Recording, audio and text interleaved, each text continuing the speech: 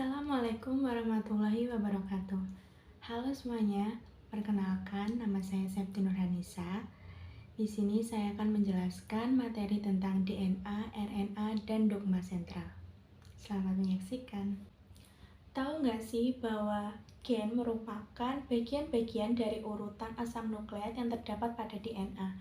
Terdapat dua kategori gen, yaitu yang pertama adalah gen struktural, di mana gen ini mengkode urutan asam amino dalam protein seperti enzim yang menentukan kemampuan biokimia dari organisme pada reaksi katabolisme dan anabolisme atau berperan sebagai komponen tetap pada struktur sel. Kemudian yang kedua adalah gen regulator. Gen ini berfungsi mengontrol tingkat ekspresi gen struktural, mengatur laju produksi protein produknya, dan berhubungan dengan respon terhadap sinyal intra dan ekstraseluler. Penemuan struktur double helix DNA oleh James Watson dan Crick pada tahun 1953 telah membuka pengertian tentang replikasi, transkripsi, dan translasi dari gen. Secara alami, perubahan molekul DNA dari organisme dapat terjadi melalui dua cara. Yang pertama yaitu mutasi, di mana terjadi pergantian atau substitusi, penghapusan delesi, atau penambahan adisi satu atau lebih bagian dari molekul DNA. Dan yang kedua adalah melalui pertukaran informasi genetik atau DNA antara organisme sejenis melalui peristiwa reproduksi seksual. Ada tiga pokok bahasan yang akan dibahas dalam video ini. Yang pertama adalah asam nukleat, yang kedua gen dan kromosom, dan yang ketiga adalah aliran informasi genetik.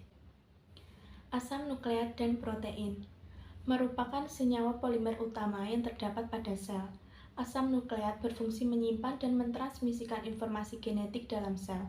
Sel mempunyai dua jenis molekul asam nukleat, yaitu DNA dan RNA. DNA menyimpan informasi genetik yang spesifik untuk setiap individu dan spesies tertentu yang akan diwariskan ke generasi berikutnya. Semua sel menggunakan sistem di mana informasi yang terdapat dalam DNA dikopi menjadi RNA dan kemudian dirubah menjadi protein oleh mesin molekul yang disebut dengan ribosom. Pada tingkat molekul, sel-sel memiliki lebih banyak kesamaan daripada perbedaan. Basa nitrogen yang terdapat pada DNA adalah adenin, guanin, sitosin, dan timin. Sedangkan pada RNA, jenis basanya adalah adenin, sitosin, guanin, dan urasil. RNA merupakan polinukleotida yang membentuk satu rantai atau untai, sedangkan DNA merupakan polinukleotida yang membentuk dua untai atau heliks ganda. Nukleotida merupakan ester dari asam fosfat dan nukleosida. Asam fosfat terikat pada gugus hidroksil dari salah satu asam karbon dalam cincin pentosa. Nukleotida terdapat bebas dalam sel dan dapat terbentuk dari hidrolisis bertahap asam nukleat dengan enzim nuklease. Seperti halnya nukleosida, nukleotida dibagi menjadi dua golongan, yaitu deoksiribonukleotida dan ribonukleotida. Fungsi asam nukleat. Asam nukleat DNA berperan penting dalam menjaga kelestarian spesies dari generasi ke generasi. DNA melalui urutan basanya membawa kode informasi genetik yang spesifik untuk setiap individu dan untuk spesies tertentu. Informasi genetik pada DNA akan ditranskripsi menjadi RNA dan selanjutnya RNA akan ditranslasikan menjadi protein. Tidak semua informasi genetik tersimpan dalam bentuk DNA. Pada virus tertentu seperti retrovirus, materi genetik tersimpan dalam bentuk RNA. Selanjutnya kromosom. Bakteri hanya memiliki satu kromosom yang mengandung hanya satu kopi masing-masing gen, kecuali beberapa gen yang mengkode rRNA. Ukuran dan struktur molekul DNA. 1. DNA virus. Virus umumnya mengandung sedikit materi genetik, karena pada proses propagasi virus menggunakan materi genetik sel yang diinvasinya. Partikel virus menginfeksi pada umumnya hanya mengandung genomnya yang dikelilingi oleh mantel protein. Virus tumbuhan dan beberapa virus yang menginfeksi bakteri dan mamalia memiliki genom RNA yang berukuran kecil. Sebagai contoh, genom retrovirus mamalia seperti HIV berukuran sekitar 9.000 nukleotida dan bakteriofaga H. beta yang menginfeksi bakteri hanya berukuran 4.220 nukleotida. Kedua virus ini memiliki genom RNA. Yang kedua, DNA bakteri. Bakteri mengandung lebih banyak DNA dibandingkan virus. Di samping DNA kromosom, beberapa bakteri juga mengandung DNA ekstra kromosom yang disebut DNA plasmid. DNA plasmid juga berbentuk sirkular dengan ukuran yang jauh lebih kecil dibandingkan DNA kromosom. Beberapa plasmid dapat bergabung dengan DNA kromosom dan kemudian dapat dipotong lagi dengan tepat pada peristiwa rekombinasi. DNA plasmid hanya berukuran 1000 sampai 100.000 pasang basa. Plasmid membawa informasi genetik dan mengalami replikasi untuk menghasilkan plasmid yang identik dan diturunkan selama pembelahan sel. Beberapa plasmid tidak memberikan manfaat pada inangnya, namun beberapa plasmid yang lain membawa gen yang mengakibatkan bakteri resistan terhadap antibiotik. Sebagai contoh, plasmid yang membawa gen pengkode enzim beta-laktamase menyebabkan bakteri resistan terhadap antibiotik yang mengandung cincin beta-laktam, seperti penisilin dan amoksilin. Aliran informasi genetik. Semua protein melakukan kerja untuk sel, diantaranya membentuk struktur, transportasi nutrien, mengkatalisis reaksi. Protein tertentu yang terdapat dalam sel akan menentukan sifat dan aktivitas dari sel. Sehingga sel akan menggunakan informasi biologi yang tersimpan dalam urutan basa-basa DNA untuk memproduksi protein yang dibutuhkan dalam sel. Struktur DNA yang terbentuk heliks ganda dengan jelas mensyaratkan bagaimana DNA bisa dikopi, sehingga informasi yang terdapat di dalamnya diteruskan ke generasi berikutnya. Klarifikasi dari bagaimana informasi dalam DNA dirubah menjadi protein fungsional muncul dengan ditemukannya messenger RNA dan transfer RNA dan dengan ditemukannya arti kode genetik. Berdasarkan penelitian-penelitian yang telah dilakukan, akhirnya dicetuskan konsep dogma sentral, alur informasi genetik yang terdiri dari 3 proses utama penggunaan informasi dalam sel. Proses yang pertama adalah replikasi, yaitu proses pengkopian DNA induk untuk menghasilkan molekul DNA anak yang mempunyai urutan nukleotida yang identik. Proses yang kedua adalah transkripsi, yaitu proses di mana kode genetik yang terdapat dalam DNA dikopi menjadi molekul RNA. Selanjutnya, proses yang ketiga yaitu translasi, di mana pesan genetik yang dikode dalam messenger RNA ditranslasi dalam ribosom menjadi polipeptida dengan urutan asam amino tertentu. Replikasi DNA. Setelah James Watson dan Francis Crick menemukan struktur DNA pada tahun 1953, bagaimana peran DNA sebagai tempat untuk replikasi dan transmisi informasi genetik menjadi jelas. Rantai yang satu merupakan komponen dari rantai yang lain. Aturan pasangan basa memberikan arti bahwa masing-masing rantai berfungsi sebagai tempat untuk sintesis rantai pasangannya. Replikasi DNA semi-konservatif. Ini artinya satu molekul DNA untai ganda bereplikasi untuk menghasilkan 2 molekul DNA baru yang identik. Masing-masing molekul DNA baru itu terdiri dari satu rantai DNA lama dan satu rantai DNA baru. Pada replikasi DNA, mula-mula kedua untai DNA terpisah. Kemudian, masing-masing untai berfungsi sebagai template untuk sintesis untai DNA yang baru, sehingga proses replikasi menghasilkan 2 molekul DNA baru, masing-masing memiliki satu rantai lama dan satu rantai baru. Transkripsi. Proses sintesis molekul RNA menggunakan DNA sebagai template disebut transkripsi. Molekul RNA yang disintesis mempunyai urutan basa yang komplement dengan salah satu rantai DNA. Proses transkripsi menghasilkan 3 jenis molekul RNA yaitu mRNA, tRNA, dan rRNA. Messenger RNA merupakan blueprint yang mengkode urutan asam amino dari satu atau lebih polipeptida yang terdapat dalam satu gen atau sekumpulan gen.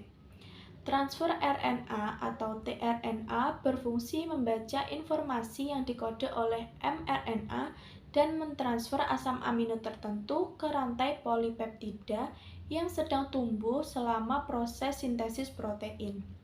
Molekul ribosomal RNA atau rRNA merupakan komponen ribosom yang berfungsi sebagai cetakan tempat sintesis protein terjadi. Selama proses replikasi keseluruhan kromosom dikopi, namun transkripsi bersifat lebih selektif. Hanya gen tertentu atau sekumpulan gen tertentu yang ditranskripsi pada suatu waktu tertentu, dan beberapa bagian DNA genom tidak pernah ditranskripsi. Sel membatasi ekspresi informasi genetik untuk membentuk produk gen yang dibutuhkan pada waktu tertentu.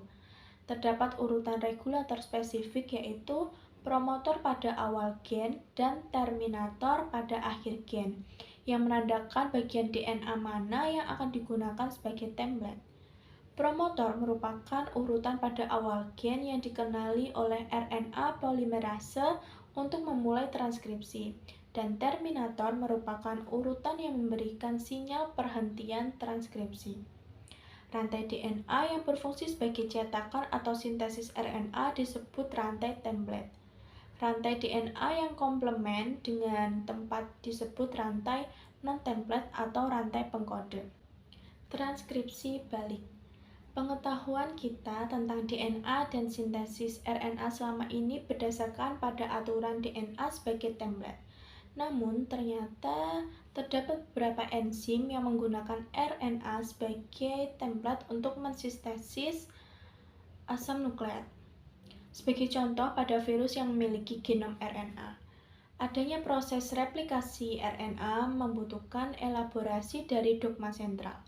Enzim yang terlibat pada replikasi RNA sangat bermanfaat pada teknologi DNA rekombinan.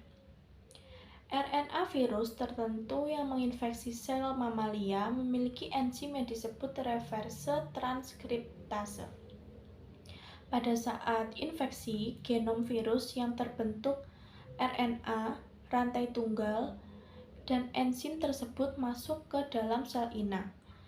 Pertama, reverse transkriptase mensintesis rantai DNA yang komplement dengan RNA virus sehingga terbentuk hibrida DNA RNA.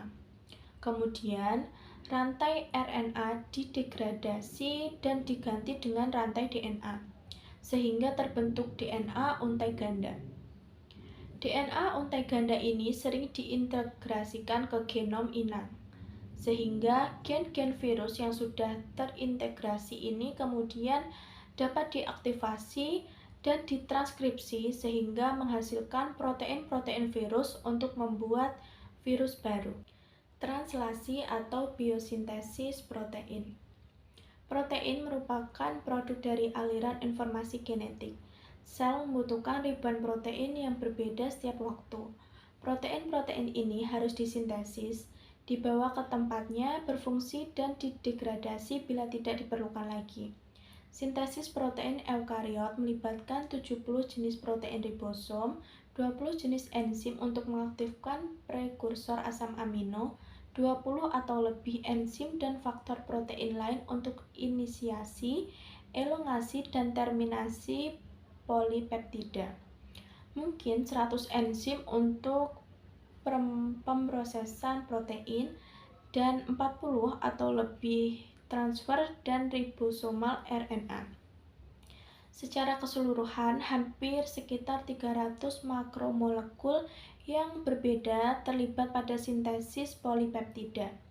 Namun protein disintesis dengan kecepatan yang tinggi. Polipeptida dengan 100 residu asam amino dalam bakteri E. coli pada 37 derajat Celcius disintesis dalam waktu sekitar 5 detik. Sintesis ribuan protein yang berbeda di dalam sel diregulasi dengan ketat, sehingga protein hanya disintesis sesuai dengan kebutuhan metabolik sel.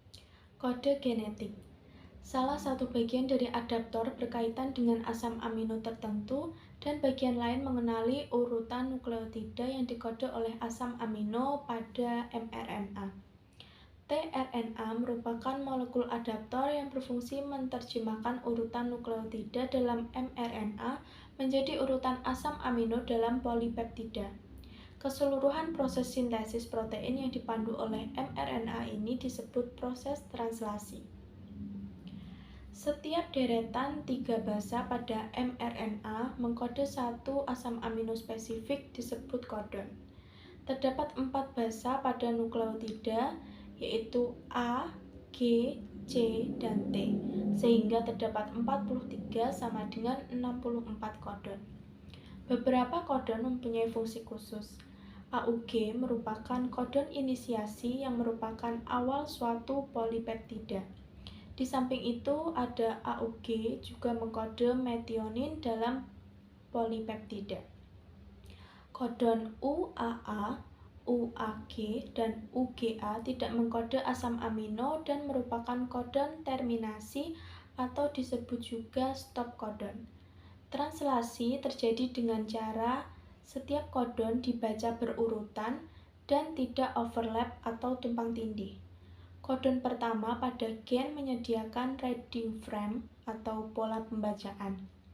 Reading frame tanpa stop kodon sebelum 50 kodon disebut open reading frame dan biasanya merupakan suatu gen. Selanjutnya, mekanisme translasi. Proses translasi berlangsung pada ribosom dan merupakan proses sintesis protein berdasarkan informasi yang berada pada mRNA. mRNA yang ditranslasi harus terikat pada ribosom dan pada organisme prokariot pada ujung 5 aksonnya terdapat suatu urutan yang mengenali ribosom. Untuk ini dikenal sebagai situs pengikatan ribosom atau ribosome binding site atau RBS. Proses translasi terdiri atas 3 subproses, yaitu inisiasi, elongasi, dan terminasi. Demikian penjelasan materi dari saya tentang DNA, RNA, dan dogma sentral. Semoga bermanfaat. Terima kasih. Wassalamualaikum warahmatullahi wabarakatuh. Dadah.